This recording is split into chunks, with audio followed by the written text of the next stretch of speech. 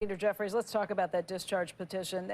You need 218 votes in the House in order to pass that. You've got 214 members in the Democratic caucus, so you only need 4 House Republicans to have to sign onto it to get this passed.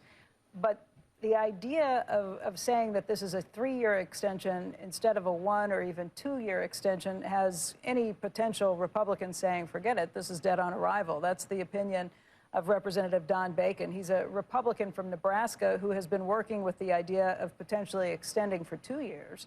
But 3 years, they say, is dead on arrival. So if this is something that you want to satiate, if you want to get done, you are going to need at least some Republicans to come over.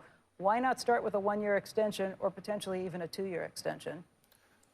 Well, Leader Schumer offered a 1-year extension in the context of trying to end the Trump Republican shutdown. Yeah, but that's different. I'm talking about what you have now. Let's not go back to what's done in the past and what has not been extended. If you want to get something that has actually done, you need to do something that will have bipartisanship. You can ask me the question. You can ask me the question. I'll provide the answer. Answer the question instead of going back. I'll provide the answer. No. I'm providing an answer in order to provide context.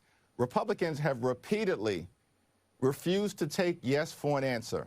It was a very reasonable multi-year extension that was offered. It was a 1-year straight extension plus a multi-year process through a bipartisan commission to more permanently resolve the Affordable Care Act issue. So having that context is absolutely important, regardless of what you may think. It's important context to make me realize that I don't think you want to get a deal done. I think this is something where you'd like to see the rates go higher and allow the Republicans to hang themselves with that. Is that the answer? That's absolutely a ridiculous assertion.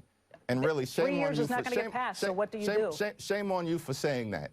Because we're fighting. It's not a partisan issue for us. In fact, the states that are most impacted as it relates to an Affordable Care Act tax credit expiration are all Republican states. We're talking about West Virginia, Wyoming, Alaska, Mississippi, right? Tennessee. Over and over and over again, we can go through the list. That's why you probably have some Republicans who would sign on if you guys could come up with something that actually looks like a bipartisan deal. Listen, this is not a partisan fight for us. It's a patriotic fight. We're fighting for every constituent, even if Republicans aren't necessarily fighting for their own constituent. We want to find a bipartisan path forward. And that is what we've repeatedly indicated we want to do. Like, we want to sit down and have a reasonable discussion, find common ground to address this issue.